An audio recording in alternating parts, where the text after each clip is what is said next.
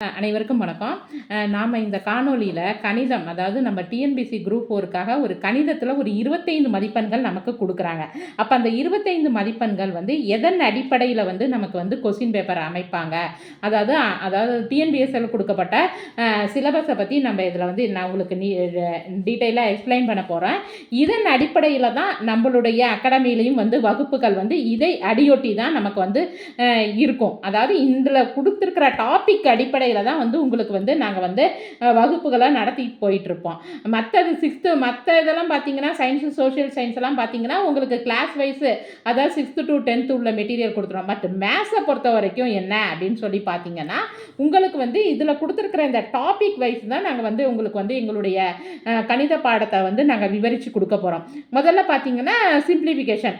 அப்போ சுருக்குதல் அப்படின்னு சொல்லிட்டு இருக்கு சிம்பிளிஃபிகேஷன். அப்போ சிம்பிளிஃபிகேஷன்லேயே பார்த்தீங்கன்னா போடாமாஸ் மெத்தட் படி பார்க்குறாங்களா, அல்லது வந்து என்னது அதாவது ஸ்கொயர்டு கியூப்ல உள்ள வரிசைகளை சுருக்கிறதா, அல்லது எனது கூட்டுத்தொடர்களை வந்து சுருக்கிறதா அப்படிங்கன்னு சொல்லிட்டு சுருக்குதல்லையே பல வகைப்பாடுகள் இருக்கும். அப்போ அது நாங்கள் ஒவ்வொரு வகைப்பாடையும் நாங்கள் வந்து உங்களுக்கு எக்ஸ்பிளைன் பண்ணிவிடுவோம். அதே மாதிரி பார்த்தீங்கன்னா விழுக்காடு பர்சன்டேஜ் கொடுக்கும்போது, அதாவது பர்சன்டேஜில் என்னென்ன வகைப்பாடுகள் இருக்கோ அது ஃபுல்லாக சொல்லிவிடுவோம். அப்புறம் அதாவது ஹெச்சிசிஎஃப் எல்சிஎம், அதாவது மீசியமா மீப்போவா, அது எல்லாத்தையுமே நாங்கள் வந்து என்ன பண்ணி கொடுத்துருவோம் உங்களுக்கு எல்லாத்தையுமே வந்து எக்ஸ்பிளைன் பண்ணி, அதாவது அடிப்படையிலேருந்தே முதல்ல சொல்லிடுவோம்.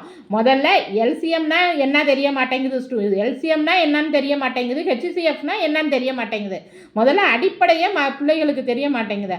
அப்போ எங்களுடைய மெத்தட் எப்படி இருக்குன்னு சொல்லி பார்த்தீங்கன்னா இதனுடைய முதல்ல அடிப்படையை நாங்கள் சொல்லி கொடுத்துட்டு அதற்கு மேலே ஒவ்வொரு ஸ்டெப்பாக ரூட்டுக்குள்ளே வந்தால் என்ன செய்கிறது, ஸ்கொயர்டில் வந்தால் என்ன செய்கிறது, கியூபில் வந்தால் என்ன செய்கிறது அப்படின்னு சொல்லிட்டு நீட்டாக உங்களுக்கு நாங்கள் எக்ஸ்பிளைன் பண்ணிவிடுவோம்.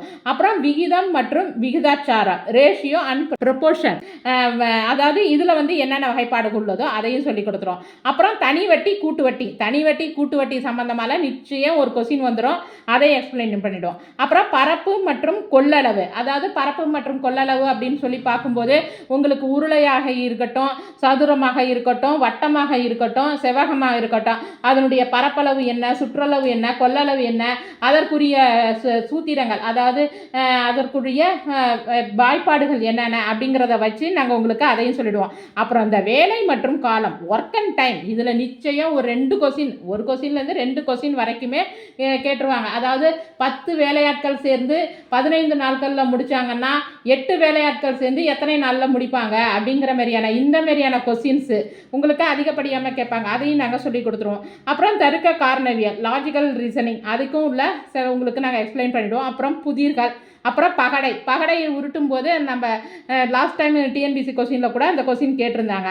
அப்புறம் காட்சி காரணவியல், எண் எழுத்து காரணவியல், எண் வரிசை, இது எல்லாத்தையுமே நாங்கள் உங்களுக்கு நீட்டாக எக்ஸ்பிளைன் பண்ணிவிடுவோம். இந்த மெத்தடில் தான் நாங்கள் எங்களுடைய வகுப்பை வந்து உங்களுக்கு நாங்கள் எடுத்துகிட்டு போவோம். இதுக்குள்ளேயே பல வந்து உட்பிரிவுகள் வரும்.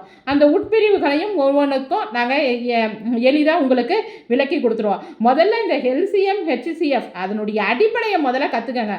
என்னென்ன தெரியாமல் எல்லாம் எல்சிஎம் ஹெச்சிசிஎஃப் அதையே போட்டுட்டு போயிட்டு இருக்கிறாங்க. முதல்ல இதுக்கான அடிப்படையை நாங்கள் சொல்லி கொடுத்துருவோம். அதுலேருந்து தான் மேல்படியான எல்லா வகுப்புக்கும் நாங்கள் போகும். அதேமாதிரி பார்த்திங்கன்னா நம்ம ஆர்பி அகில் அகாடமியில் குரூப் 4க்கான நேரடி மற்றும் இணையவழி சேர்க்கைகளும் பயிற்சிகளும் நடைபெற்று கொண்டிருப்பதால் தேவைப்படும் மாணவர்கள் டிஸ்கிரிப்ஷனில் கொடுத்திருக்கிற நம்பரை தொடர்பு கொண்டு பயன்பெறுமாறு கேட்டுக்கொள்ளப்படுகிறார்கள். நன்றி, வணக்கம்.